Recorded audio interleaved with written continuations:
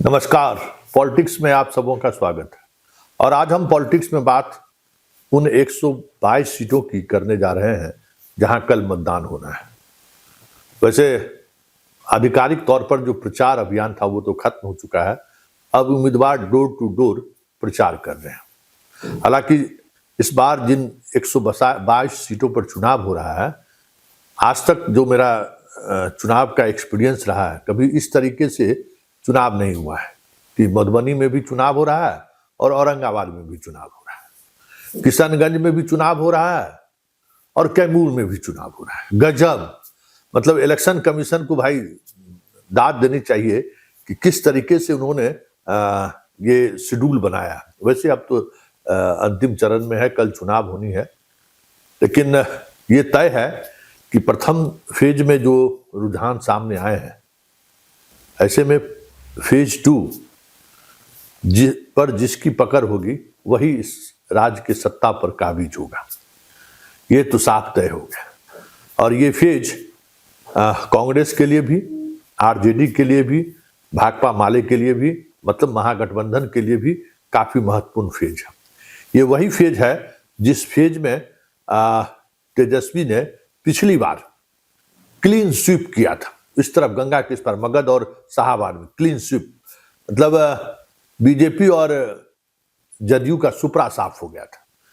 जदयू के सुपरा साफ में एलजेपी की बड़ी भूमिका थी और बीजेपी उस कन्फ्लिक्ट का शिकार बीजेपी खुद हुई थी और वो भी उन्हें भी उन इलाकों से हाथ धोना पड़ा था। हालांकि इस बार बीजेपी ने एक अलग तरीके की स्ट्रेटजी अपनाई है। ऐसे तमाम सीटों पर एलजेपी को अपना दे दिया है भाई, आप अपना। कैमूर में तो मतलब वो एक उम्मीदवार भी नहीं है बीजेपी का, मतलब इतनी बड़ी दल, राष्ट्रीय दल, और उस दल का एक जिलों में कोई प्रत्याशी नहीं हो तो आप सोच सकते हैं किस तरीके से वो चुनाव लड़ रहे हैं। सासाराम में भी कमोबेश स्थिति यही है। तो कल चुनाव होना है और हर पॉलिटिकल पार्टी अपने अपने तरीके से दावे कर रहे हैं, लेकिन जो जमीनी हकीकत है, पिछली बार जो महागठबंधन का परफॉर्मेंस खास करके मगध और शाहाबाद के इलाके में रहा, वो परफॉर्मेंस दोहराता हुआ नहीं दिख रहा है।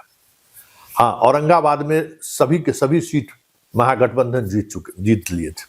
इस बार 2-3 सीटें ऐसी हैं जहां बहुत ही नजदीकी फाइट है और एनडीए चुनाव जीत सकती है। कमोबेश कैमूर और सासाराम की भी यही स्थिति है।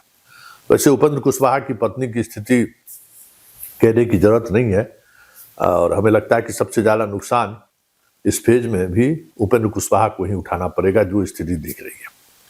और एलजेपीआर का तो कुछ कहना ही नहीं है, क्योंकि उसकी सीधी लड़ाई आरजेडी से, और उन सीटों पर सीधी लड़ाई है जहां आरजेडी का एमवाई समीकरण काफी मजबूत माना जाता है।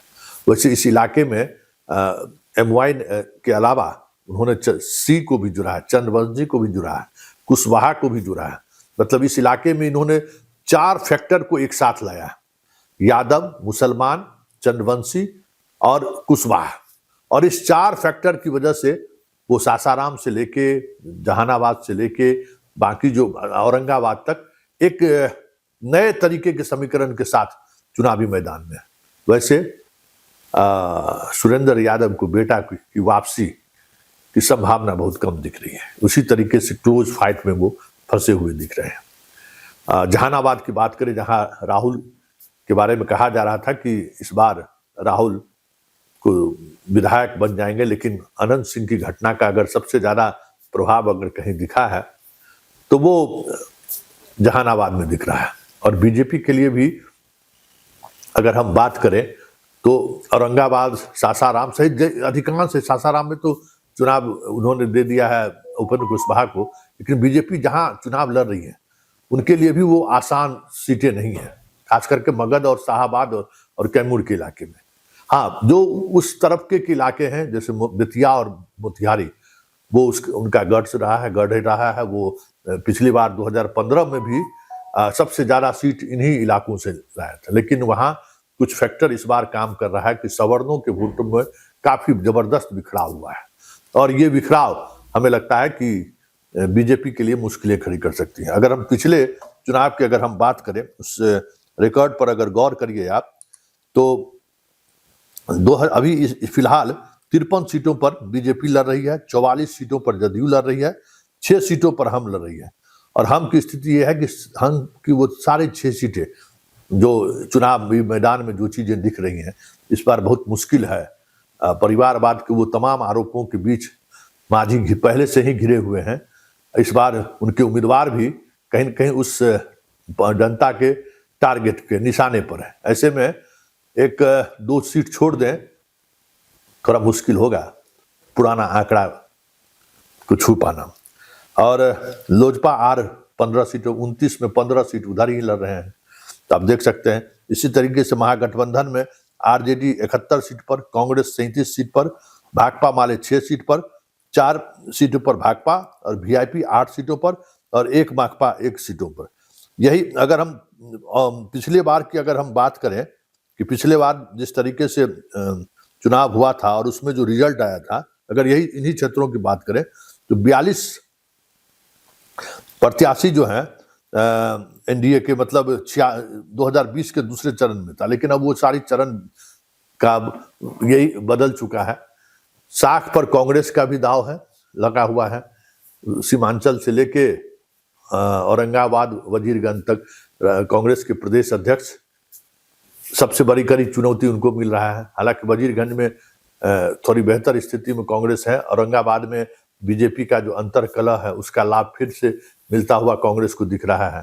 लेकिन सबसे चौंकाने वाली बात गया की है, जहां प्रेम कुमार पहली बार इस तरीके के सिचुएशन में है कि वो चुनाव हार भी जाए तो कोई बड़ी बात नहीं होगी। वैसे कल मतदाता मालिक तो मतदाता हैं, लेकिन वहां जनसुराज ने उन्हें बुरी तरह से प्रभावित किया है। जनसुराज इस फेज में 17-18 ऐसी सीटें हैं जहां बीजेपी को सीधे तौर पर प्रभावित करते हुए दिख रही है।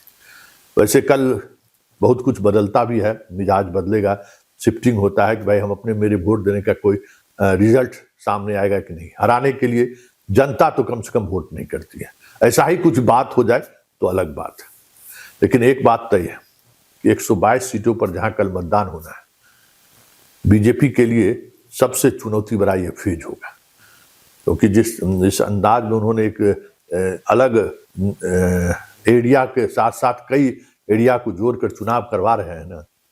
चुनाव आयोग तो चुनाव करवाती है, लेकिन बीजेपी की जो स्थिति है, हमें लगता है कि अगर मोतिहारी और बेतिया में रिजल्ट दोहरा नहीं पाए तो इस बार सबसे बुरी स्थिति बिहार में बीजेपी की हो जाए तो कोई बड़ी बात नहीं होगी।